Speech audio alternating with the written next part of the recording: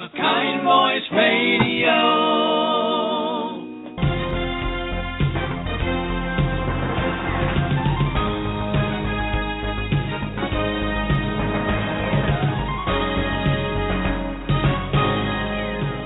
And welcome to our Kind Voice on Employment, Opportunity, and Innovation. I'm your host, David Levins, and our show is all about the cool way people employ their time and the innovative things they're doing to make our world a kinder, more connected place. So I think you're going to love our two guests tonight, Wendy Uhlman and Steve Zieverink. These guys are creating an organic farm called Live Station Farm, and they're connecting it to something called Hearth and Market to get their food out to the people. So Wendy, Steve, welcome to the program. Thank you. Thanks for having us. Thanks, David. Good deal. I'm so thrilled that you guys are joining us because you got a great story. Steve, can you give people an overview of what you guys are doing? Sure. Well, it really started about 3-4 years ago, and we're from Chicago, and we really wanted to change the way we were eating, and it took us a lot of research to get there. And then I'm an artist in practice, and Wendy's a designer in practice, and we decided to actually go out to Michigan and start farming and growing our own food. And we got really serious about it. First, it was just an idea that we would just grow it for ourselves, and we ended up building an off-grid cabin in the woods, and we started living a much more practical, simple life out there. And we still had our place in Chicago because out there it was actually difficult to actually maintain some kind of work situation. So we ended up going back and forth, bringing our food back. And now we're at the point where we're actually starting a business with it and bringing it back to Chicago. Yes, you're starting a food truck business. Is that correct? Yeah. So the idea is that we'll be using the food truck as a vehicle to bring back all our organic produce. And on top of that, we'll cook in the truck. We'll make Napolitan pizza, Naples-style pizza. It's a thin crust pizza, and we'll use all of the ingredients from the farm to actually make the pizzas, like the Marzano tomatoes that we grow. And that's the idea. I mean, it's a pretty simple concept. I mean, it really is. Some people call it farm to table. Some people don't like that word these days, but that's what the concept's really getting at. It's just really simple food, simple concepts, and really growing and taking back where our food comes back, where our food actually comes from. It's a very beautiful thing you guys are doing now, but this story started a very long time ago. I was watching one of the videos on your video channel. I mean, you guys seem to have real philosophical ideas on what you're doing. And can you talk about the Live Station project and the roots of it, the philosophical roots of it, where it came from and how it got started? Well, sure. Well, it really started as an art project in 2009. And what we were kind of frustrated by, at that time there was also the economic collapse in the country, and we really wanted to live in a simpler time, and we actually got this property, and actually we built a cabin first, and it was part of an art installation. But it's really getting back to, just living an everyday existence very simply, and not being connected to all the technology in the world, and kind of turning off your cell phone and getting away from that. And we were living in Chicago, and it's pretty hectic there, and we were just getting kind of tired of that lifestyle, and we really needed a break from it. And we found ourselves always escaping from the city and going out into the country, going on hikes, and it was a real learning experience when we go there. So just identifying plants, and then it just built up to where we started farming. And I guess does that kind of answer your question? It does. Now, is the cabin in the video, I believe that's an 11 by 11 cabin. Did you guys live in that cabin and build it yourself? Yeah, we built the cabin out of all reused materials, out of a barn that was coming down in DeKalb, Illinois. So the barn was, it was basically deconstructed, and then we used a lot of the siding components. A lot of the rough sawed lumber came out of that barn, and then we also partnered up with a company in Chicago called the Rebuilding Exchange, and they actually instead of landfilling old housing across the city, they actually reuse a lot of the old timber that are going, instead of all that timber going into landfills, they just reuse it and they make it available to people. It's all denailed. So we got a lot of sourcing from that. So 95% of that building would be all reused material. And it's a small micro cabin. It's a 12 by 12.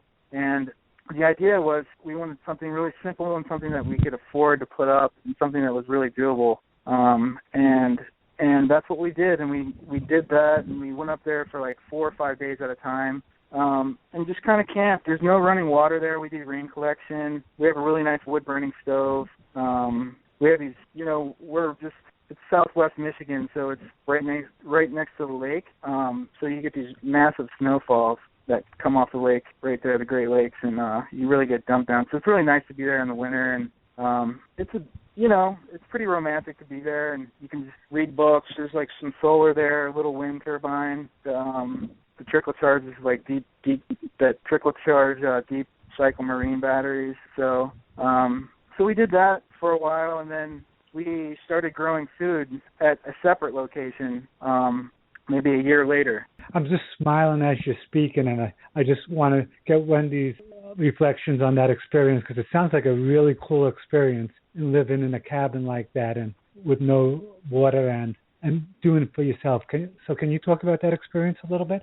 Yeah, it's actually really interesting to hear Steve talk about it, and he kind of went through quite a long list of all of the kind of little experiments that we have going on out there, and really that's why we ended up in Michigan. We were in Chicago, and we had a studio there, and it just felt so cramped and limited. It was just so hard to do anything.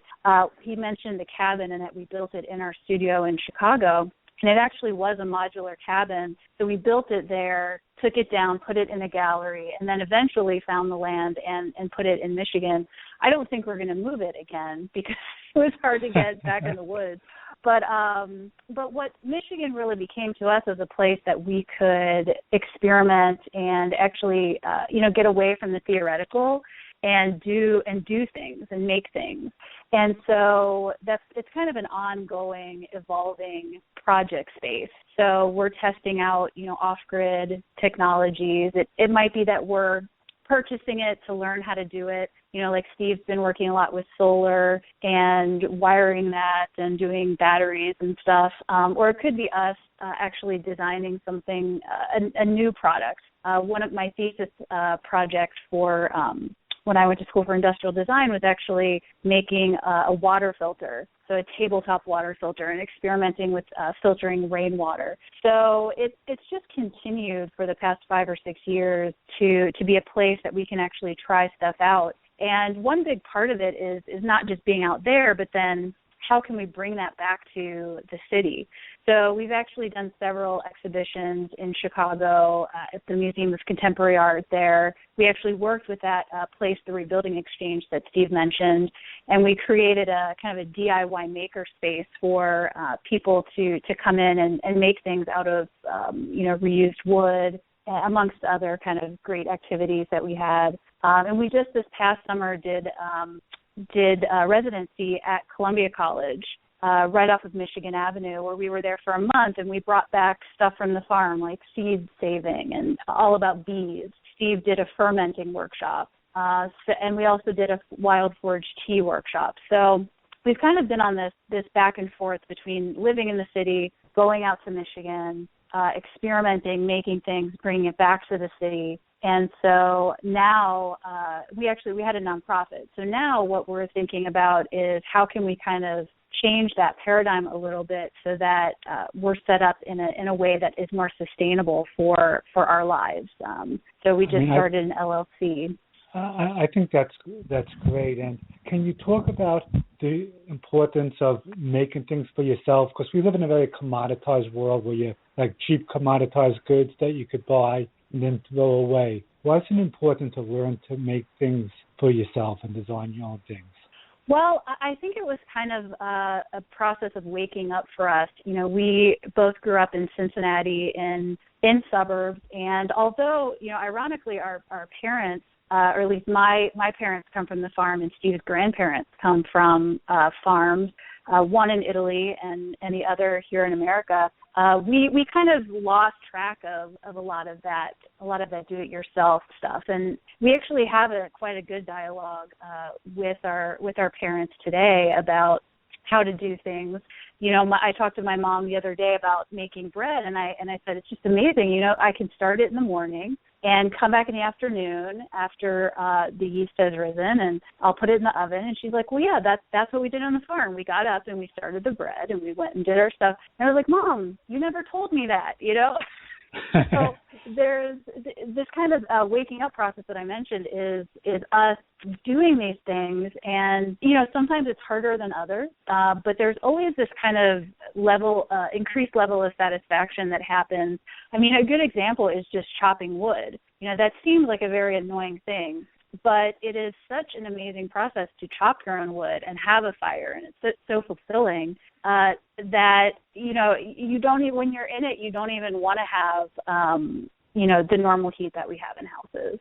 So it's like putting ourselves in these situations of having to do it ourselves has kind of changed our perspective on everything. Guys, I think this is great what you're doing. So you started off with this wonderful cabin and this lifestyle, and then it evolved into a farm. Can you speak to how it evolved into a farm? When we had the cabin, and of course I was working on my thesis with that project, and we kind of looked at all of the different systems for living that we needed to address. So that included, you know, water, food, energy production, waste management, essentially everything that we touch on as humans to kind of change what our footprint is.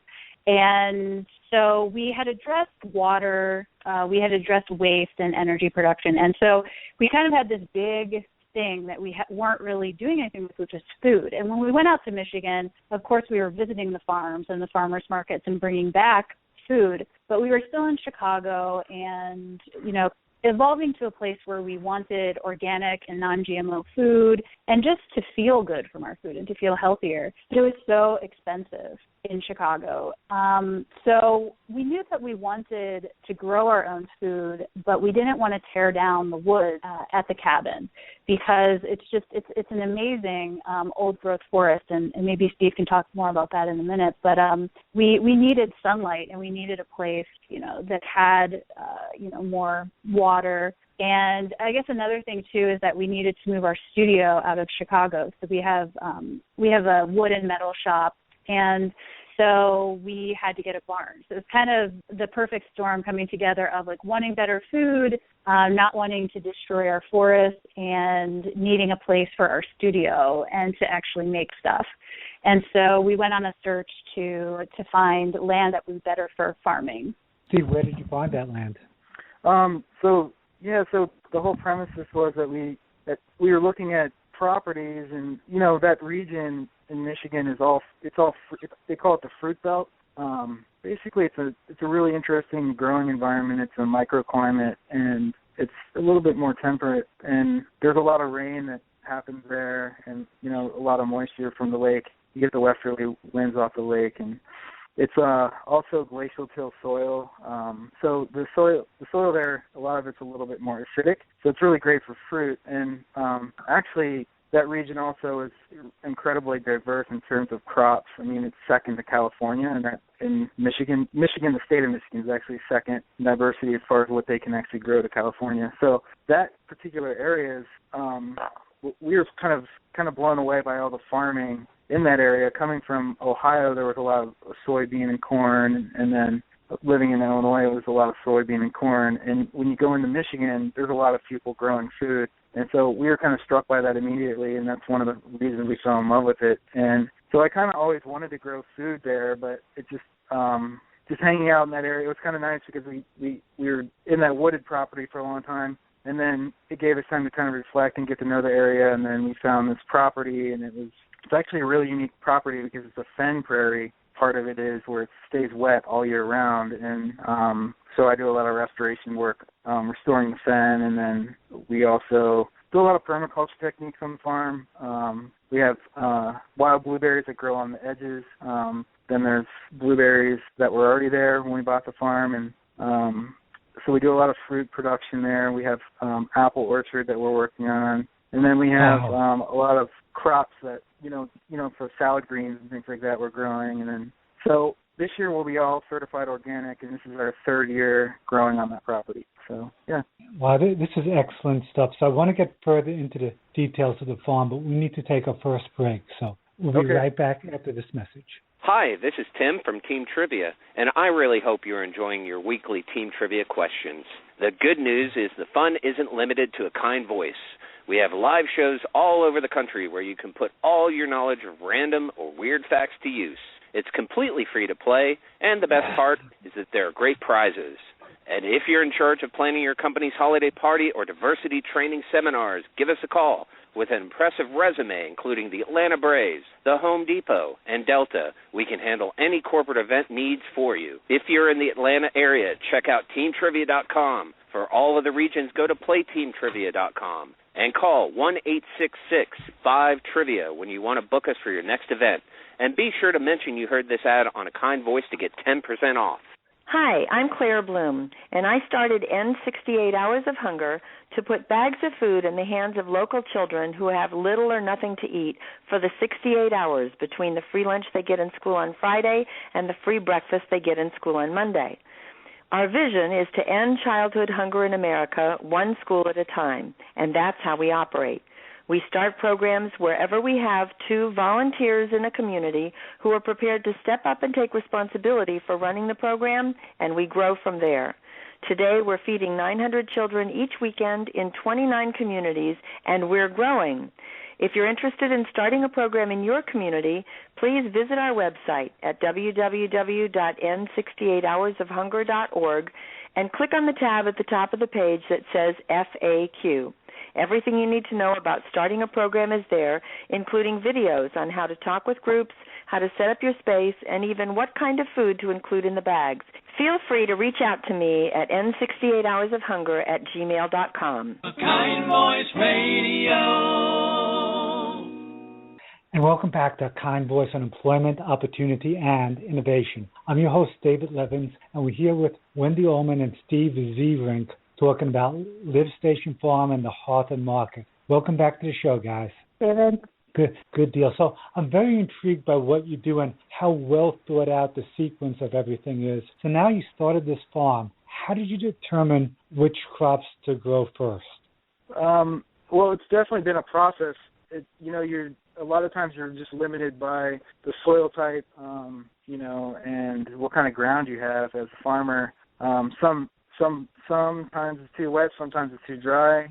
So those are all factors in terms of what actually grows well. And when I first started farming that property, I tried to grow some things that I probably wouldn't grow again, So you try to figure out what grows best in your situation. And sometimes that's just having a certain kind of variety of maybe even a tomato that grows better than other varieties in your soil type. So that's just a kind of, sometimes it's just you have to experiment, and then that just goes along with experience, and then you can do a lot of reading too. We do a lot of soil testing on the farm too to see where our levels are, and then you try to figure out, what pH you need to be for a certain crop, those kinds of things. And then you also want to make sure that you're not, overdoing it and contaminating the land, contaminating the water, things of that nature. How big is the farm? We're a small farm. We're 5 acres. We're small permaculture. A lot of people would call us a specialty farm. Yeah. And do you guys farm the entire 5 acres by yourself? Yeah, we don't farm the entire 5 acres. We actually start off the season with maple syrup. And a lot of the maple trees are on the edges, and then we have a little bit of forest in the back of the property that we maintain, and that's mainly where a lot of the maples are as well. So they're all on the edge sides, and so we don't, do traditional crops there. And then we, like I said earlier, we also have some areas that are really wet, which are great because we actually do bees too, and we have some native plants that we're working on. That area that we're in Southwest Michigan historically had a lot of really beautiful fen prairie, and a lot of that fen was drained when the settlers came, and they started draining it off for farming. So there is now a lot of interest, and a lot of people are working the land back to pulling out all the old tiling that was causing a lot of, the drainage of all the wetlands and things like that. So we're pulling that out and restoring a lot of wetlands in the area now. So we're our idea is to maintain a lot of great habitat for wildlife and farm, like work with those two systems, the natural system and then, also everyone needs to eat. So we try to do a nice balancing act there at the farm, and I think having that, working with ecology in that way, and not having just a monoculture there, you have less pests and things like that, and I think it's a better way to grow anyway. So I think it's a very interesting thing. And you use the term experiment a lot in your videos. And can you talk about when you experiment, the spirit one has to bring to an experiment? Because all experiments don't work out quite as you plan. Yeah. There's a lot of failures. I mean, and that just has to go into it. Not everything's done to. I mean, Wendy can probably tell you all kinds of stories about me failing out at the farm, or even just at the off-grid cabin. There's always surprises, things that you don't think about. So you have to do a lot of reading and talk to a lot of people. And every situation is different too. And then a lot of the things that we're doing, it's hard to find information on because people just aren't doing that, and because we're doing a non-traditional way of farming in our techniques. So we also do a lot of mushroom cultivation. Some of the things that we're doing, like we're using, for instance, like our blueberries. We put wood chips down around the blueberries, and then we also use cover crops around the blueberries. But then we also inoculate the wood chips with wine cap mushrooms, and those are mycorrhizans, so they actually attach onto the roots of the blueberry bushes and help feed more nutrients to the blueberry bushes. So that's like a great pairing. And then on top of that, so you get this beneficial fungi that's actually feeding the blueberry, and then on top of that, when the fungi fruits, you get to eat the mushrooms as well. So, and that becomes like an economic engine as well. So when you get these massive flushes along the blueberry edges, then I start drying those out, or you can bring them fresh to market, either or. But, wine caps I think are better dried anyway. So those are kinds of things that you have to think about. And traditionally, a lot of people just use, Roundup and base, really nasty things along the bottoms of blueberry bushes and things like that. And if you look at blueberry bushes in traditional and conventional fields, it just looks like a sandy bottom, So in our case, we have a lot of stuff growing under. We try to use cover crop, and we try to protect the soil. So, but we're organic, so that's just the way it goes. It sounds like an incredibly well thought out thing. And now you have this beautiful venture, this beautiful farm, and you want to connect it to people. So can you speak a little bit about the Hearth and market? Sure. I was going to say, I think it's interesting. You said a couple of times, David, that it seems very well planned out. But I feel like it actually has been kind of a series of failures and successes. But one thing that we say in design is fail forward. So forward momentum is good, and trying to see it as a positive and being excited by that. So can you expand on that? I've never heard that term, fail forward. Can you expand on that term a little bit? Yeah, I mean, the basic concept is that, if you don't embrace the failures as much as the successes, then you're not going to be learning everything that you need to be learning. So it's interesting as we look back and talk about the past 5 years, and, we tend to kind of view things like this in our life as experiments because, as Steve mentioned, a lot of this is not done. There's kind of a way that you do things, and we're choosing to do them differently. So failure is going to be a part of it. So embracing that is important, and kind of, as I said, seeing it as a positive. So having forward momentum and learning from it, building on it. The idea that what comes out as an end result is going to be even better than if you had kind of, I think there's a lot of knee-jerk reactions in society of, oh, it's a failure, that's just terrible, just you can't, it's scary. It's scary to people. So it's really a different mindset of seeing it as a positive. I think one of the things about that, though, is that it never ends. You know, you mentioned this new endeavor that we have called Hearth and Market, and I feel like we, particularly over the past year, have really brought together a lot of things that we learned in the 4 years before that, and even over this past year. We've had so much dialogue with people and talked to them so much. We have a lot more of like a network of advisors going on. So you asked, you know, how we choose what to grow. In the past, a lot of it was just what we wanted. And we also wanted to challenge ourselves to see if we could grow because, again, we hadn't been farmers. And what we were confronted with was a lot of food. And when we had a lot of food, then we had to figure out how to preserve it. And we had to explore all of the ways to preserve it. So, you know, freezing it, drying it, canning it, fermenting it, you know, all of these old ways that had been done, we were confronted with. So part of it is intentional and part of it, I think, is reactionary. But as we kind of bring all of those thoughts together now, we have all of the learnings, we have the successes, but we also learn from those failures. And, you know, we're much farther forward than we would have been if we had just denied their existence. It sounds like an incredibly, just looking back on it, it's an incredibly neat project, but probably living it has its trials and tribulations, and I guess to have the intellect to deal with those is a big part of the reasons for your current success. So I want to get into that a little bit, but we need to break for a good news report, so we'll be right back after this.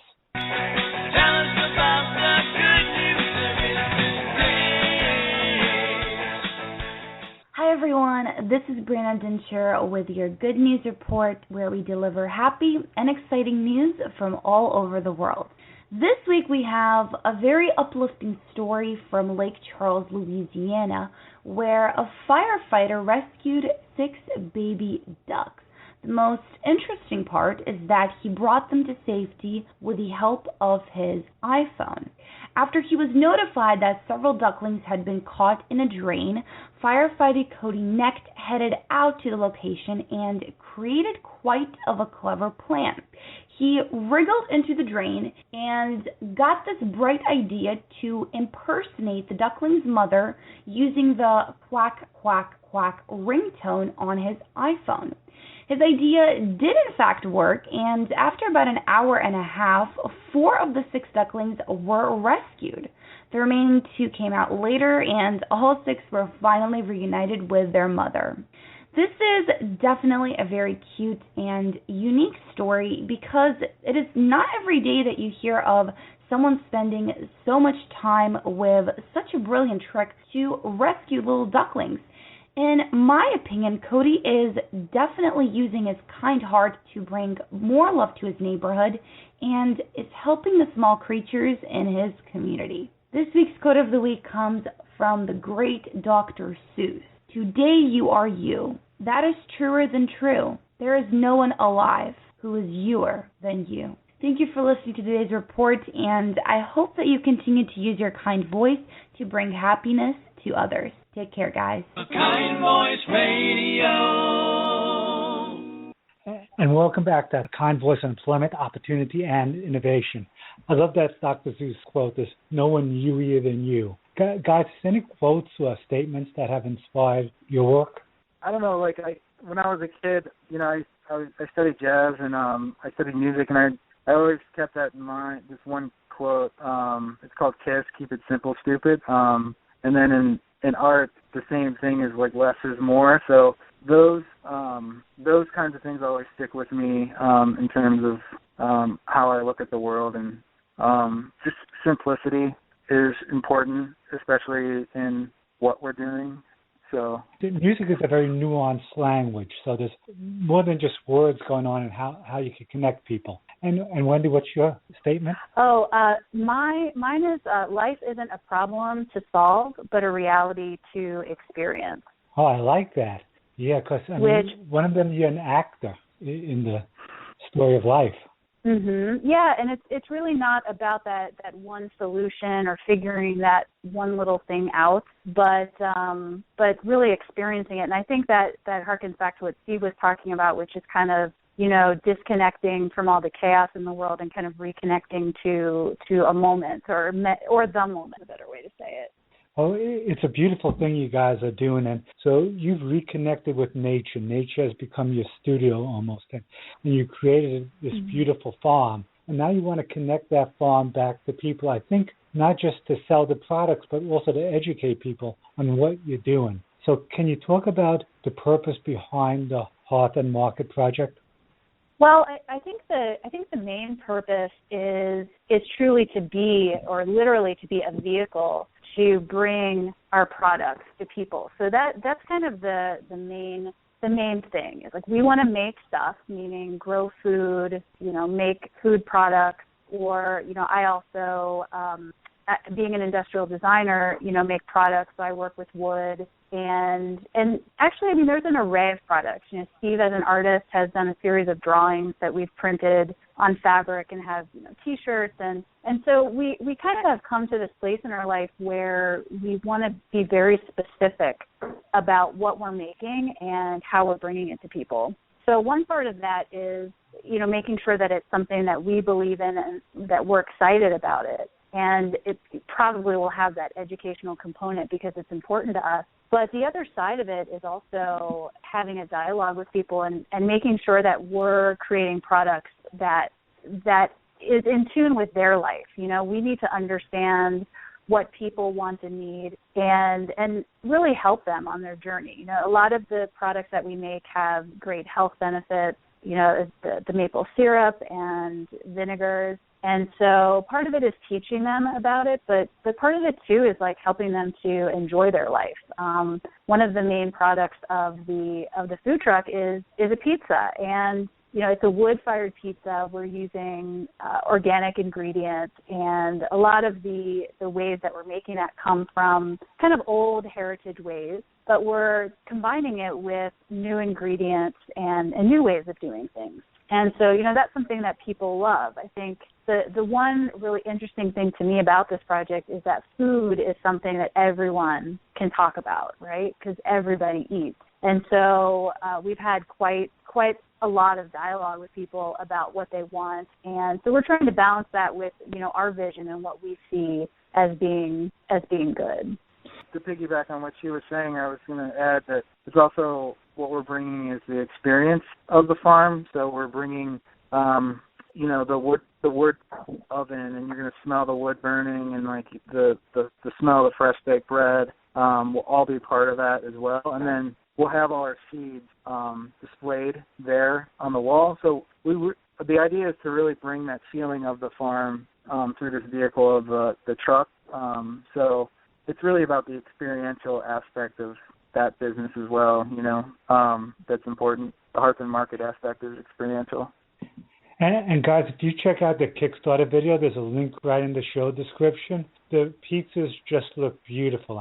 They look beautiful. They look like they taste great. The ingredients are so natural and fresh. It just jumps right out at the screen at you. So it's a very unique food truck. So I would check out the Kickstarter project. And guys, so you're integrating yourselves with nature, with your food supplies. Now with Kickstarter, you're trying to integrate yourselves with the community. So can you talk about why you chose crowdfunding and how it's been integrating you with your customers?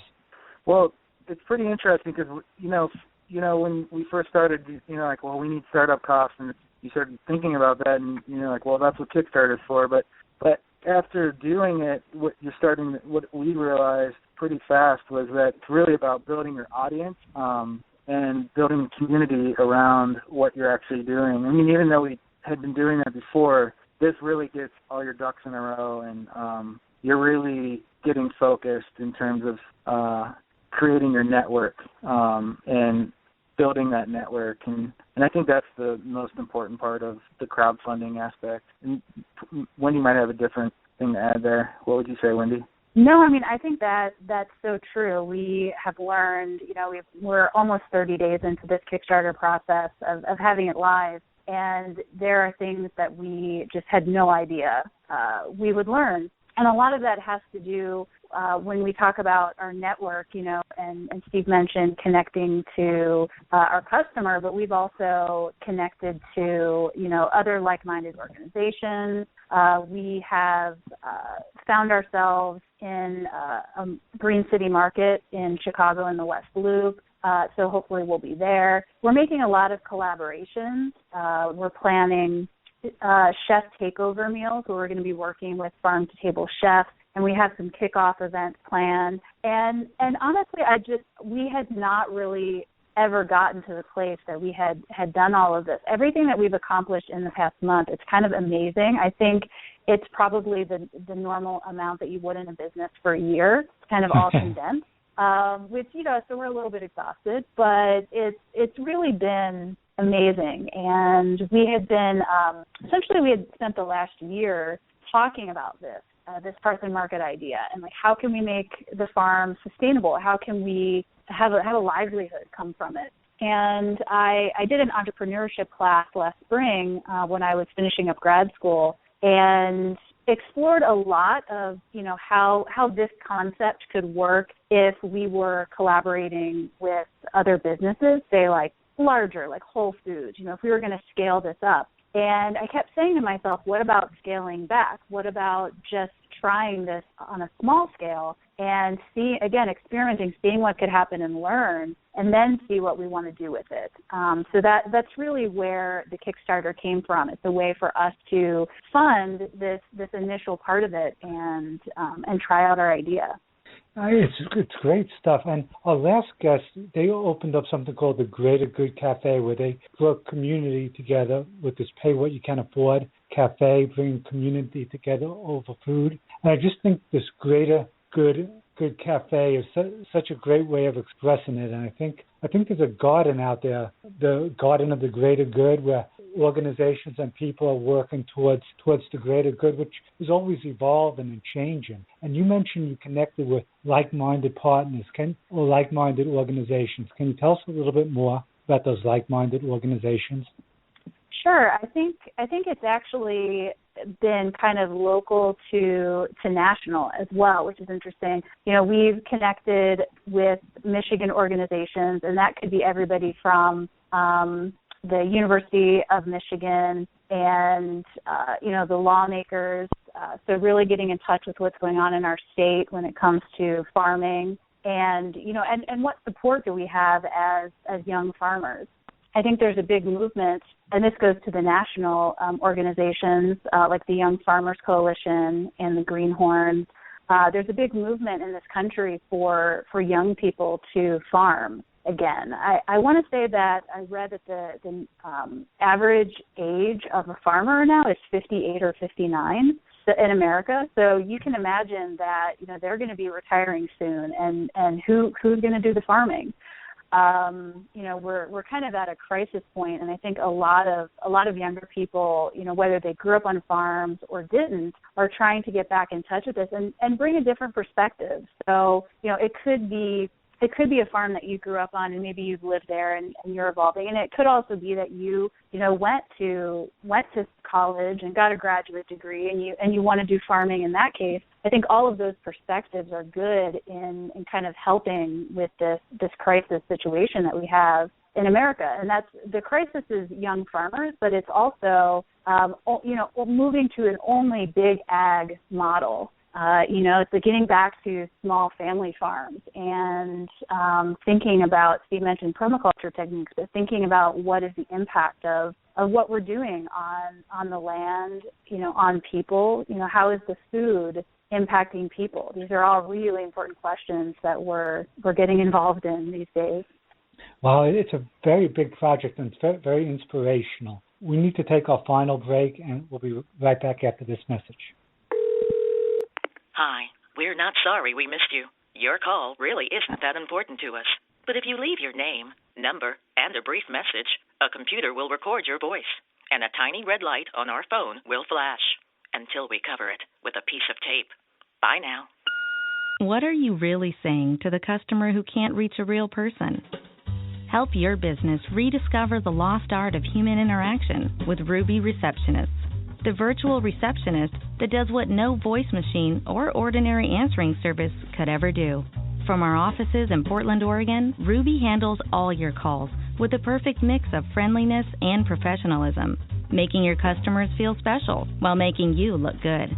Just like a full-time receptionist at a fraction of the cost. Try Ruby free for 14 days. Visit callruby.com, or better yet, call us.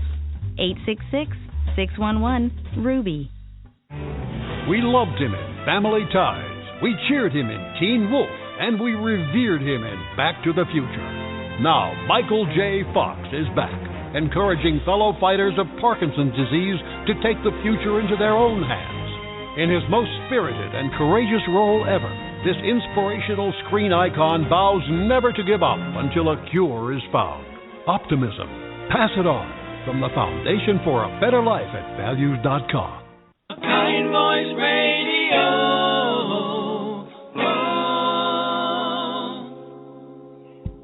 And welcome back to Kind Voice on Employment, Opportunity, and Innovation. I'm your host, David Levins. We're here with Wendy Uhlman and Steve Zieverink talking about their Hearth and Market now and how they're starting this food truck from scratch to connect their farm with the community around them. Steve, can you talk a little bit about how one starts a food truck from scratch? We started by just looking at different vehicles, and we actually started looking at Airstreams. I mean, we were looking at traditional trucks because I was already familiar with Airstream, and I'd worked on Airstreams before in the past, and so I thought Wendy and I agreed that that was the way we wanted to go, and so we got a 1974 Airstream that was already gutted, and so that took a lot of work out of it because we didn't have to sing, and it was. And how did you find that truck? We just looked on Craigslist. We were looking at trucks and looking at different trailer options, and then this one came up, and we found it, and we jumped on it, and we got a really good deal on it. And so we got it maybe a year ago, and we still haven't really done much to it, and that's the biggest problem is, like, doing the rebuild out, because they can get pretty pricey, because some of these trucks are, $75,000 when they're all rehabbed out, depending on what you put in them. But, I also went to a lot of places that had really great food truck culture. I went to Portland, and it's pretty innovative as far as what you can do with these trucks. I mean, you don't have to spend a lot of money on them either. So there's like the ones that cost $75,000, and there's ones that cost maybe like a couple grand, $3,000. It's basically a trailer with some like maybe very simple kitchen concepts, and maybe it's all reused stuff. So you really have to do your research in terms of like what you actually want to do and like your concepts and how the concepts fit with what you actually want to do. So a lot of it I think has to do with what kind of style you want, if you want to pull something or if you want to drive something. That's part of it. And I think the biggest hurdle is for us has been just getting the startup money to actually rebuild it out, and that's where we're at now.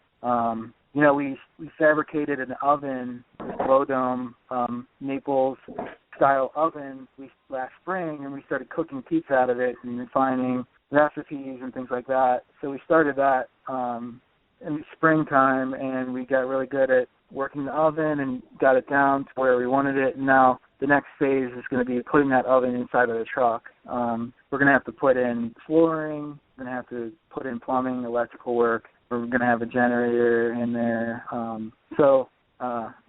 There's a lot to it.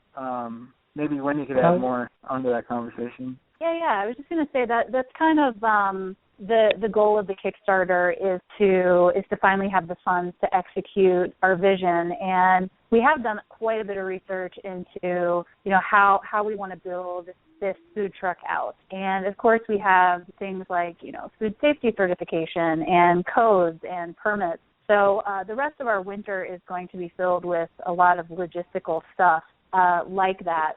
But I think that's been kind of the hardest thing for us is to just not buy. When Steve said $70,000 or $80,000, that's everything is just ready to go for you.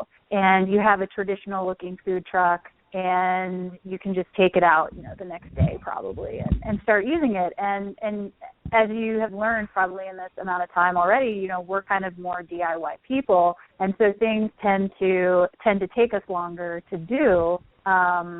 But we're at the point now where, you know, we're just doing it over the next couple of months because we're at a point where this is what we want to do to make our living. We don't really necessarily want to go back to working in, you know, corporate America in Chicago. We might freelance with that, but this really is kind of the time for us to do this. And so that's kind of what makes the Kickstarter so exciting and intense. I love the idea that you guys are just going for it. And for those people who want to help you on this journey, because I think you're paving a way that others might follow you. So for those who want to help you on this journey, what kind of rewards are on the Kickstarter project? So we have a variety of rewards, and I think the cool thing is that you could actually be far away and enjoy some rewards.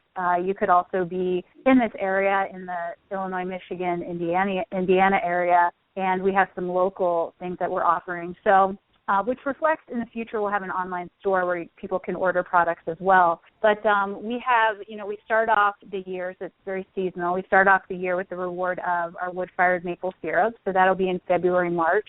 And then we also have a vinegar set, so there'll be maple sap vinegar, apple cider vinegar. You can actually order kind of a product of the month club where you'll receive, you know, these food products as well as like, you know, strawberry chia seed jam, pickled asparagus. We kind of have, you know, 6 things planned out that you'll receive. So those are great if you are afar. You can order those and we'll ship them. And I guess actually if you're afar, you can fly in and come to a workshop. We have a mushroom inoculation workshop where we're going to teach people how to make a mushroom log. We have a maple syrup workshop where you can come and actually, you know, get maple sap and boil it down.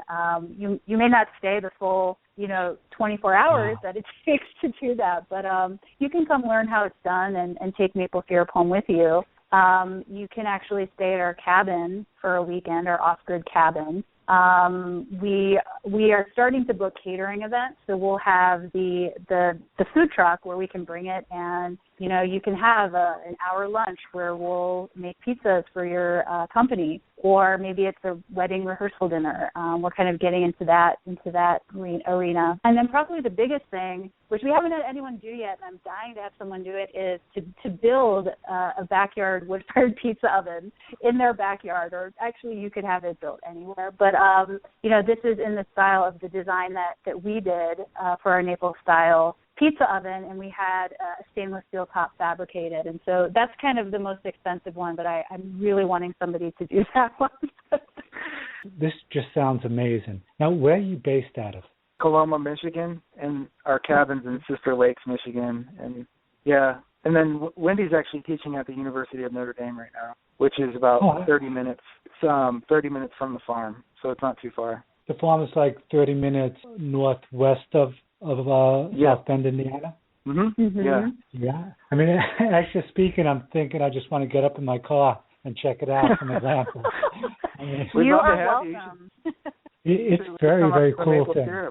Yeah. No, it sounds like it's worth it. There's so many cool things you got going on. What is the ultimate goal? Where would you like to see this all go? I think that our main goal right now is to make a living doing what we love. You know, that's kind of, we really would like things to kind of quiet down and just get in a groove and be able to, again, make it sustainable so that we can, you know, live this lifestyle and share it with people. I think that's where we're at. Would you agree, Steve? Yeah. We just like to make a living, and I think you see a lot of people are like, oh, you got to make a killing out there when you start a business. But I think just making a living would be great with us. You know, I don't want to make a killing. I just want to make a living. And that's basically the goal, is just to make a living at what we love doing. And it sounds like you want to just not do it for yourselves, but pave the way for others to find this kind of contentment in living in this very natural ways. Is that the case? Yeah, definitely. I think we really need, for me, I like teaching. You know, I like teaching people about what we're actually doing, teaching people about growing, and sharing information. That's part of what we're doing too. And I think there's, especially in today's world with like all the health problems that we're having in America, especially around type 2 diabetes and things like that, changing the food paradigm and changing the ideas around food, what that is. Because a lot of people would think that, pizza would be an unhealthy thing, but actually pizza can be pretty healthy if you make it with really good ingredients, so. Now, I'm with you. I mean, that's one of the attractions of your video, because we make our own pizzas a lot. So it's just a fun thing to do. So we're coming to the end of our time. Do you guys have any thoughts you'd like to leave the audience with?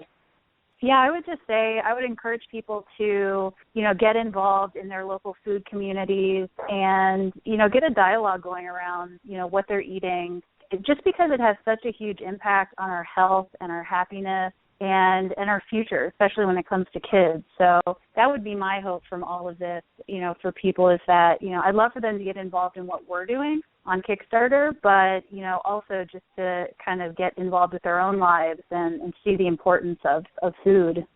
Wow, it's very, very authentic thing, and you guys have illustrated that beautifully on your website and videos and with this Kickstarter project. So I wish you all the luck in the world. Thanks so much for joining us. Well, Thank you, for David. having us. I appreciate it. Good deal. Have a great night, guys. You too. Bye.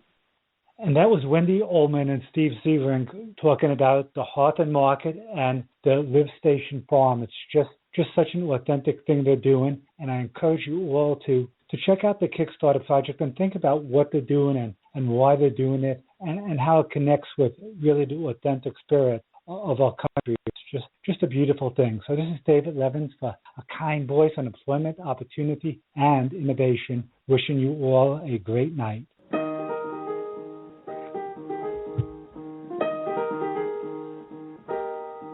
Here in our garden, we gather, share all that's inside of us, how much we care, find strength in our differences, and reach common ground, celebrate our unity in a tapestry of loving sound. So make a kind choice with your kind voice, and united we will find our kind voices inside, which sing out in unity, creating community and bringing us together as one.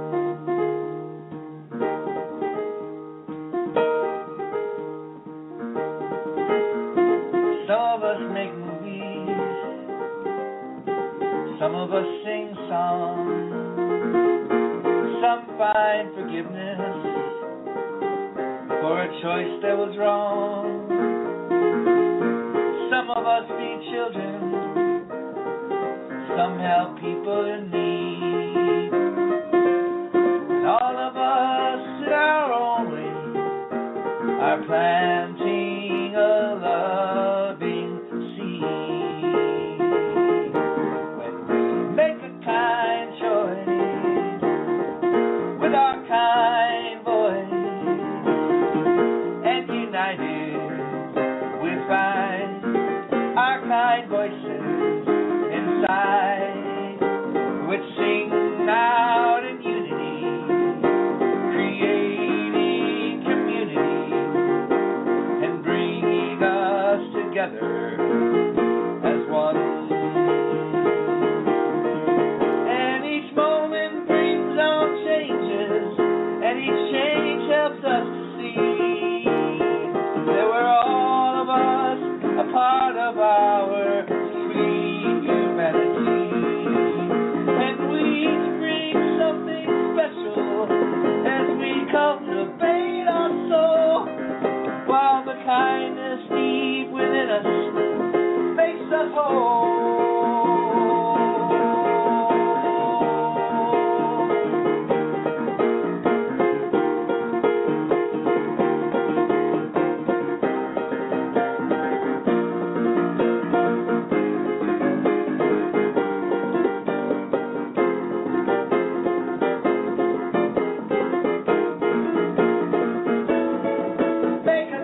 find joy.